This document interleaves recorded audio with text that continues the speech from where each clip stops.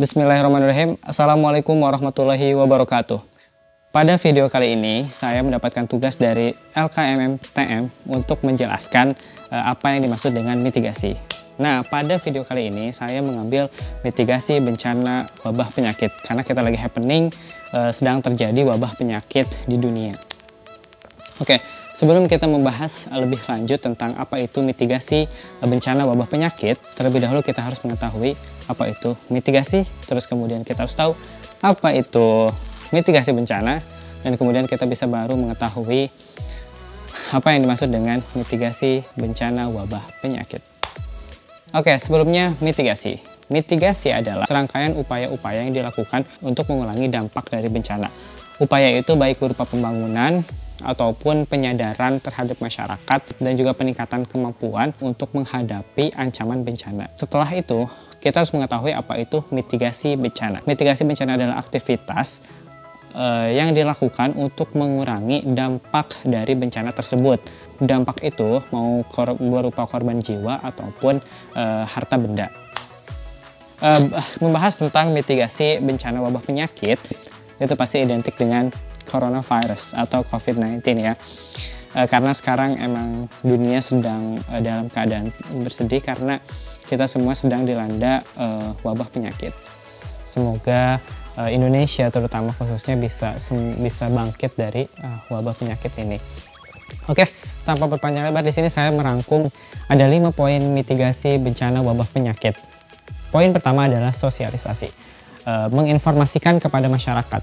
Jadi, ketika adanya wabah penyakit itu, ataupun sebelum datang ataupun sesudah datang, maka informasi itu harus segera cepat disampaikan kepada masyarakat. Informasi seperti apa? Informasi itu baik berupa misalkan apa sih virus itu, apa penyebab virus itu, terus kemudian bagaimana penyebarannya, dan kemudian bagaimana cara mengantisipasi penyebarannya, dan bagaimana indikasi-indikasi seseorang bila seseorang itu sudah terpapar, dan juga bagaimana cara penanganannya gitu kan, seberapa ganas sih wabah penyakit itu, terus kemudian apa sih yang harus dipersiapkan untuk menghadapi wabah penyakit itu. Nah, maka masyarakat itu harus tahu, masyarakat itu harus dicerdaskan dengan pengetahuan mereka tentang wabah penyakit ini. Kenapa? Agar tidak terjadi menyepelekan. Kalau misalkan masyarakat tidak tahu tentang wabah penyakit, tapi wabahnya datang di sini tidak diinformasikan oleh pemerintah kepada masyarakat, maka masyarakat akan menganggapnya secara sepele. Ah, itu cuma wabah, nanti juga berlalu.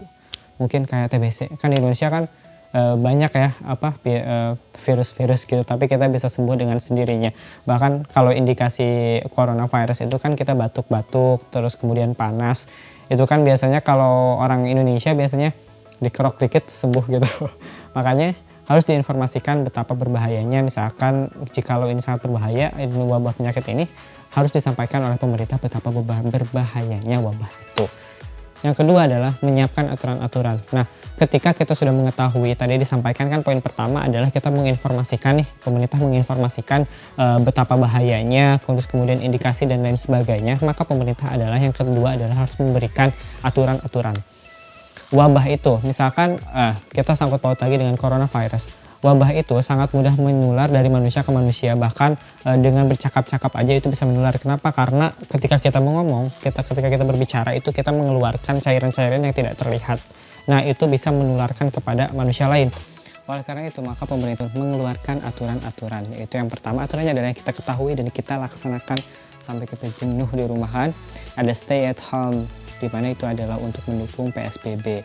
Terus kemudian selain PSBB, apalagi ada lagi social distancing, terus kemudian ada physical distancing, dimana kalau misalkan sekarang ini kan udah agak sedikit longgar, yaitu new normal, dimana kita sekarang tuh kalau misalkan ke restoran itu ada sekat-sekat ya, ada dimana kita tuh nggak bisa nengok teman kita, jadi kayak kita lagi kayak ngejemput tahanan gitu karena ada kaca yang emang ngalangin kita untuk nggak bisa berkomunikasi secara langsung. Tapi itu adalah aturan-aturan yang harus diikuti. Karena apa? Karena itu untuk mencegah kita dari tertularnya wabah penyakit. Terus kemudian adalah kita harus menggunakan masker, terus kemudian kita menggunakan sanitizer. Itulah cara pencegahannya. Karena ingat, mitigasi bukan mencegah tapi mengurangi dampak ataupun resiko dari bencana tersebut. Setelah aturan, maka yang ketiga adalah ini. Yang ketiga adalah infrastruktur. Pemerintah harus menyiapkan infrastruktur untuk mendukung dalam upaya mengurangi dampak dari wabah penyakit tersebut atau coronavirus kalau kita sangkut pautkan. Nah, kita sudah mengetahui bahwa di China mereka membuat infrastruktur yaitu berupa rumah sakit dalam kurun waktu hanya 10 hari. Itu waktu yang sangat singkat untuk membuat rumah sakit, dan itu terlaksana. Bukan hanya itu, tapi infrastruktur yang lain. Bahkan alat-alat yang diperlukan untuk melawan virus corona itu pun harus disiapkan. Contohnya rapid test untuk tes apakah kita terpapar atau enggak. Walaupun sebenarnya rapid test itu tidak bisa kita menjadikan tolak ukur bahwa kita terkena coronavirus atau tidak. Terus kemudian ada PCR dan lain sebagainya. Terus kemudian kayak alat-alat kayak APBD itu juga harus disiapkan untuk para dokter-dokter kita yang sedang berjuang, para perawat kita yang sedang berjuang membantu untuk Indonesia agar cepat melawan virus corona ini. Informasi sudah disampaikan, aturan-aturan telah ditetapkan, dan infrastruktur sudah diberikan. Maka yang keempat adalah kita harus tahu cara penanganannya. Kita yang pertama udah tahu informasinya bahwa coronavirus ini cukup berbahaya, dan kemudian coronavirus ini mudah menyebar. Terus kemudian diberikan infrastruktur. Nah, setelah kita mengetahui itu maka kita pun harus sadar apa cara penanganan yang tepat untuk coronavirus ini. Kita merasakan kondisi kita misalkan 38 derajat Celcius atau lebih, maka hal yang harus dilakukan adalah karantina. Contohnya misalkan kalau saya ini udah saya dari Jakarta pergi ke desa tempat saya, maka saya harus melakukan karantina diri sendiri selama 14 hari. Tapi kalau misalkan ternyata kalian itu udah berpergian, bukan hanya berpergian tapi kalian udah misalkan sama orang yang udah bercakap-cakap sama orang yang PDP ataupun ODP, maka kalian harus diperiksa ke dokter. Dalam pemeriksaan itu kalian harus juga melakukan karantina selama 14 hari. Oke, itu yang keempat. Sekarang yang terakhir adalah yang kelima adalah ini, yaitu respon yang cepat. Ya, benar, ketika kita sudah mengetahui bahwa ternyata kita terindikasi, segera memeriksa diri sendiri ke dokter, atau kita bisa mengkarantina diri sendiri di kamar. Nah, disinilah posisi kalian tidak boleh egois. Saya sendiri bahkan tidak boleh egois. Kenapa? Karena kalau kita menganggap ini sepele terus kemudian kita jalan-jalan keluar, bukan hanya kita yang terpapar, bahkan kita bisa memaparkannya kepada orang lain. Mungkin kita sebagai remaja itu mungkin mudah sembuh karena coronavirus bisa sembuh karena kita punya antibodi yang sangat bagus misalkan. Tapi bagaimana dengan orang-orang yang kita tularkan? Gimana kalau misalkan ternyata kita menularkannya kepada orang tua kita dan kepada orang-orang yang kita sayang? Kalau misalkan ternyata nanti kita yang sembuh, tapi gimana kalau misalkan orang tua kita justru yang kritis dan lain sebagainya? Maka sayangilah orang-orang di sekitar kalian. Kita mulai respon dan kita bersama untuk melawan virus corona ini. Boleh dilihat di poster saya di Instagram, Together We Strong.